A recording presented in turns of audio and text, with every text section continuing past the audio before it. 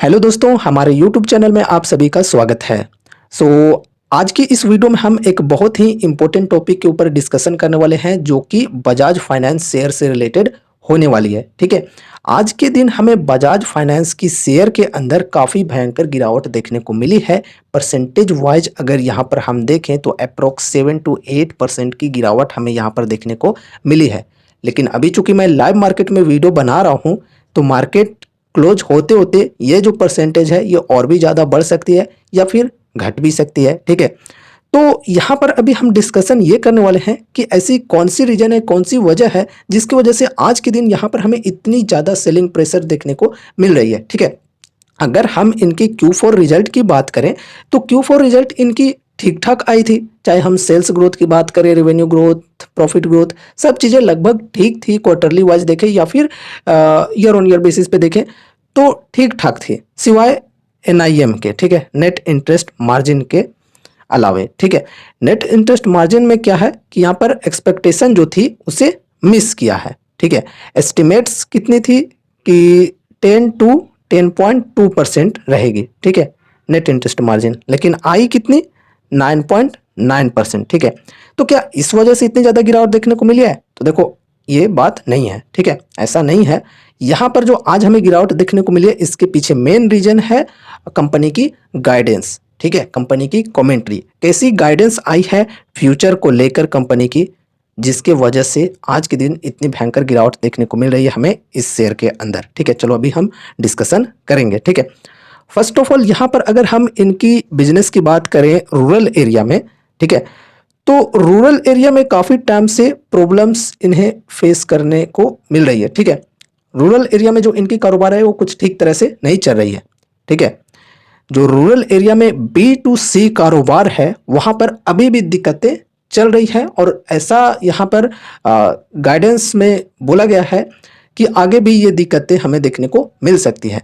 पिछले साल जो ग्रामीण इलाकों में इनका B2C का AUM था, ठीक है, B2C का AUM था, पिछले साल की बात की जा रही है। ठीक है, वो यहाँ पर 25% से बढ़ी थी। ठीक है, 25% से इंक्रीज की थी। लेकिन इस बार की अगर हम बात करें ग्रामीण इलाकों में B2C के AUM की, तो वो यहाँ पर कितनी रही है? सिर्फ और सिर्फ 6%।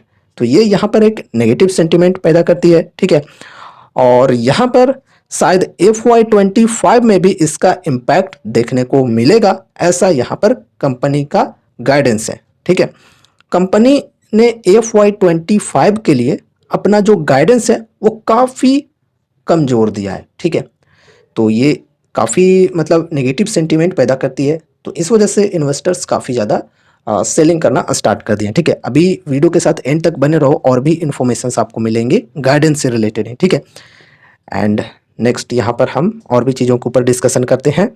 यहाँ पर देखो बोला गया है कि नेक्स्ट यहाँ पर 2 से 3 क्वार्टर्स की अगर हम यहाँ पर बात करें तो अगले 2 से 3 क्वार्टर्स में NIM में 30 से 40 बेसिस पॉइंट्स के आसपास की गिरावट देखने को मिलेगी और इसका इम्पैक्ट प्रॉफिट में पड़ सकता है।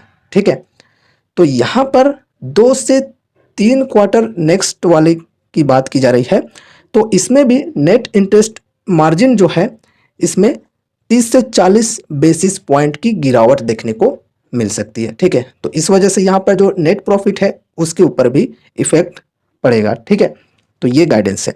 उसके बाद यहाँ पर अगर हम एसेट अंडर मैनेजमेंट की ग्रोथ के बारे में डिस्कशन करें तो यहाँ पर देखो AUM ग्रोथ में यहाँ पर बोला गया है कि फाइनेंशियल ईयर 25 में जो AUM ग्रोथ है वो 26 to 28% रहेगी। ठीक है, अगर हम FY24 में AUM की बात करें तो AUM की ग्रोथ कितनी रही है?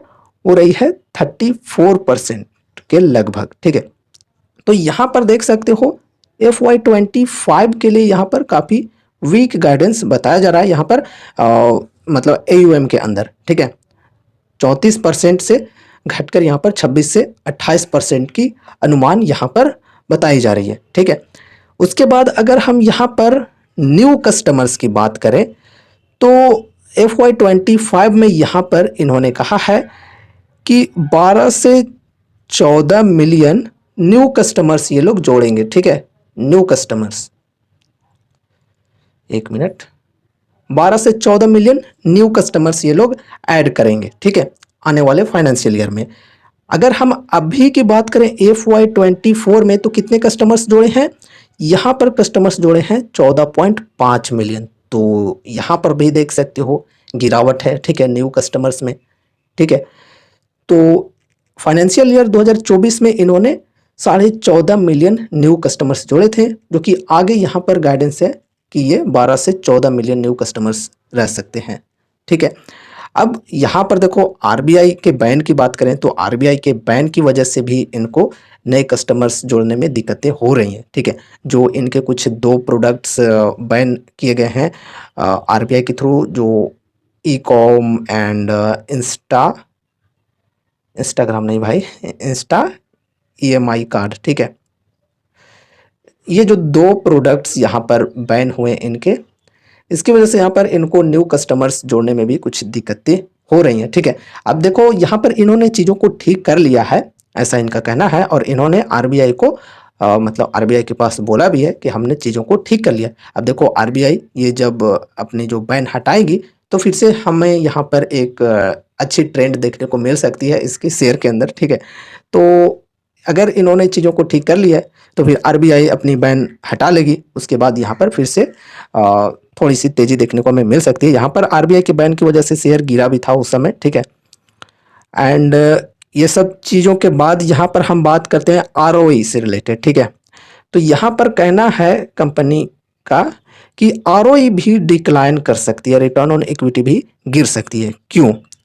क्योंकि देखो कंपनी का कहना है कि Q3 FY24, ठीक है, देखो Q3 FY24 में कंपनी ने फंड रेजिंग की थी लगभग 9,000 करोड़ की, ठीक है, 9,000 यहाँ पर 9,097 करोड़, ठीक है। तो इतने अप्रोक्स इतने अमाउंट की यहाँ पर फंड रेजिंग की थी कंपनी ने, ठीक है। और इस फंड रेजिंग के वजह से यहाँ पर आरओई भी गिर सकती है। तो ऐसी यहाँ पर कंपनी की गाइडेंस है, ठीक है। और यहाँ पर ये सब जो गाइडेंस आई कंपनी की, इसकी वजह से ब्रोकरेजेस को भी चिंता है, ठीक है। और ब्रोकरेजेस ने FY25 to 26 के लिए कंपनी की जो एस्टिमेट्स थी उसको घटाकर 2 to 7% तक रिड्यूस कर दिया है, ठीक है। जो ब्रोकरेजेस हैं इन्होंने अपनी जो एस्टिमेट्स थी उसे घटाकर यहाँ पर 2 से 7% तक रिड्यूस कर दिया है, ठीक है। सो ये सब चीज़ें आई हैं यहाँ पर न्यूज में, और यही वजह है कि आज के दिन हमें बजाज फाइनेंस की शेयर में काफ़ी भयंकर गिरावट देखने को मिली है, ठीक है। अब यार यहाँ पर अगर हम कंपनी को देखें as a long term investor, तो देखो लॉन्ग टर्म के लिए कोई दिक्कत नहीं है, कंपनी बढ़िया कंपनी है, ठीक है। एनबीएफसी सेक्टर से बिलोंग करती है और इंडिया की सबसे बड़ी एनबीएफसी कंपनी है, ठीक है। अब ऐसा मत समझना कि यार यहाँ पर मैं आपको कोई रिकमेंडेशन या फिर एडवाइस दे रहा हूँ कि यहाँ पर आप लोग इन्वेस्टमेंट करो, ठीक है। तो देखो लॉन्ग टर्म के लिए व्यू अच्छा है, यहाँ पर कंपनी बेहतरीन है, फंडामेंटल्स अच्छे हैं, फंडामेंटली स्ट्रॉन्ग कंपनी है। लेकिन यहाँ पर अगर हम शॉर्ट टर्म में देखें, जैसे FY25 के लिए जो यहाँ पर गाइडेंस है वो वीक है, तो इस वजह से यहाँ पर हमें गिरावट देखने को मिली है। अब ऐसा नहीं है कि कंपनी खराब हो गई, ठीक है। सो ये यहाँ पर इनकी चार्ट की अगर हम बात करें तो एक सिमेट्रिकल ट्रायंगल की पैटर्न यहाँ पर हमें देखने को मिल रही है, ठीक है। देख सकते हो यहाँ पर डाउन में शिफ्ट होते जा रही है, यहाँ इधर नीचे वाले ट्रायंगल में देखोगे तो यहाँ पर अप साइड में शिफ्ट होते हुए देखने को मिल रही है। अब देखो यहाँ पर अगर ये जो नीचे वाली ट्रेंड लाइन है यहाँ तक आ जाती है और इस ट्रेंड लाइन को अगर ब्रेकडाउन दे देती है तो फिर यहाँ पर हमें और भी गिरावट देखने को मिल सकती है, ठीक है। और यहाँ पर अगर हम सपोर्ट एंड रेजिस्टेंस के अनुसार सिर्फ देखें तो यहाँ पर देख सकते हो एक 7,000 का ये सपोर्ट था पहले, जो कि अब रेजिस्टेंस यहाँ पर बन चुकी है, ठीक है। यहाँ पर देखो 7,000 का ही ये हाई है लगभग, ठीक है।